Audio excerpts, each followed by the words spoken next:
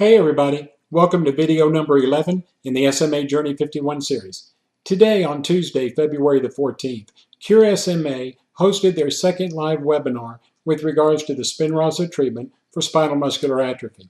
Now what I'm going to do is I'm going to provide a link to this webinar that they did today down in the description field of the video that you're watching now.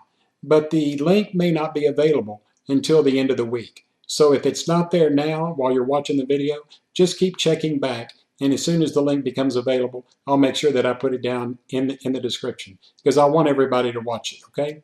But I am going to go over some of the highlights just so everybody can get up to date on what they discussed. So let's get started.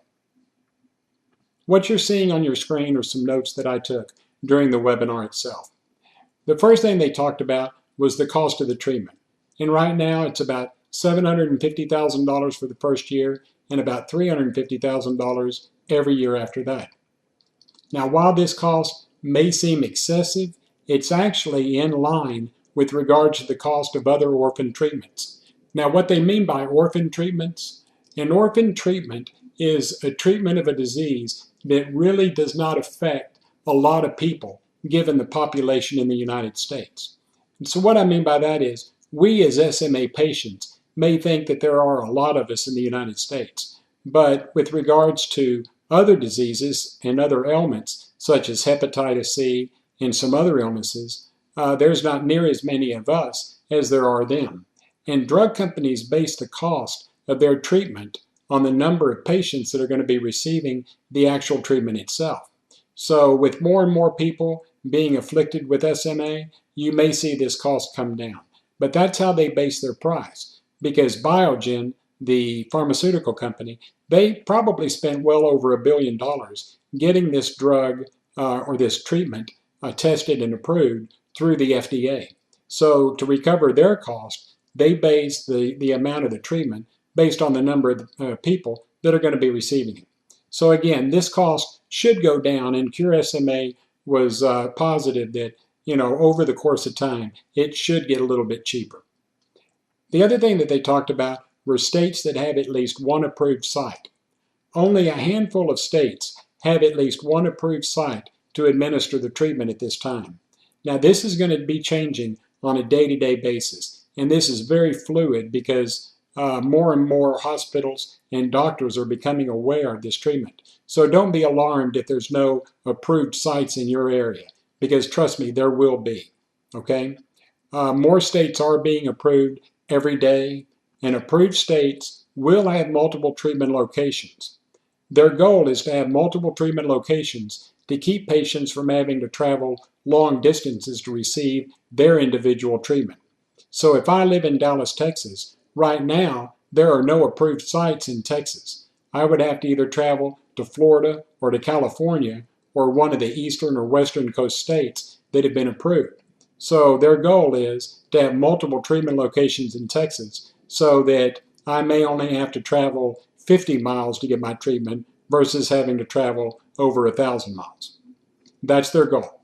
And I think this will happen over the course of time. The next thing that they talked about was age limitations with regards to the treatment itself. Most test-related data occurred in patients from 2 weeks of age up to 30 years old. Right now, sufficient data in older patients is not available. Now, I'm 51 years old. I'll be 52 in August. So there's not a lot of data for people in my age group. But this will change because over the course of time, more and more people in my age bracket will start receiving this treatment. So they should have good test data so that they can give this out to individuals and to insurance companies. Encouraging results of younger patients should be expected in older patients, because no matter the age of the patient, the disease affects everybody the same way. So their hope is that the age will not be a factor in determining the outcome that people should expect to see. Early data testing does show signs of optimism for every age group of patient seeking this treatment. The next thing that they discussed were insurance companies and how they went about approving or denying paying for this treatment. Most insurance companies are covering this treatment for certain types of SMA. Some insurance companies will cover type 1 SMA, but not type 2 or 3. With more data, though, insurance companies will probably cover every type of SMA. So if your insurance company doesn't cover your type of SMA and they deny your treatment, don't get too depressed about it, because Cure SMA was saying that over the course of time, and it may take months, but over the course of time, insurance companies are going to see the benefits of this treatment. And so more and more insurance companies should actually start picking up the cost of this treatment itself.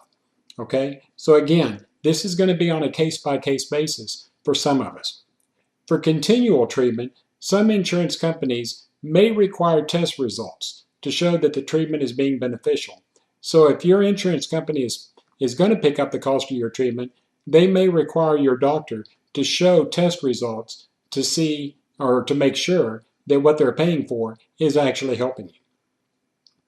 The last couple of items that they went through in the webinar was private insurance versus Medicare or Medicaid.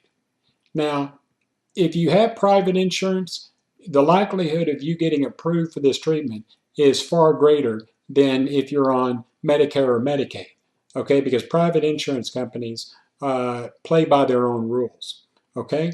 National or state-funded insurance, such as Medicare or Medicaid, have not fully committed to covering this treatment. But given some time, they probably will, okay? So just, again, give it time. This is a new treatment. And until more and more test data and more positive results come out, they may wait to see what this data is going to look like. Potential results for patients undergoing the treatment, this is something that they spoke quite a bit about. They wanted everybody to be optimistic, but they also wanted everybody to be realistic as well. Beneficial results will vary. Okay, they say a lot of people may experience what they call a placebo effect, meaning once you get your treatment, you may feel like you're getting stronger, but in reality you're not. This is called a placebo effect. So one thing that everybody needs to understand is that this is going to take some time.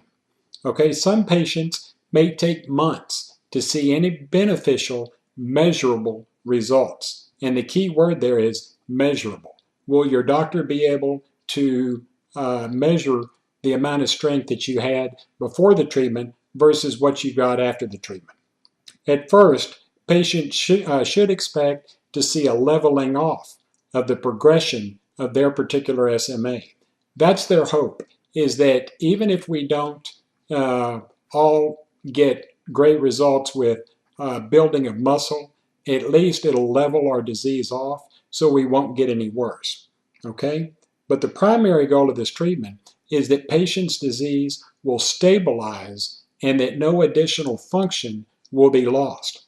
And they did say that in some cases, there may be some degree of functional improvement. So these are the results that they're getting right now.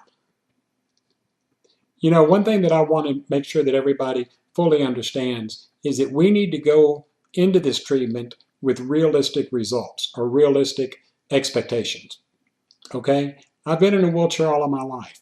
Do I expect to just get up and walk?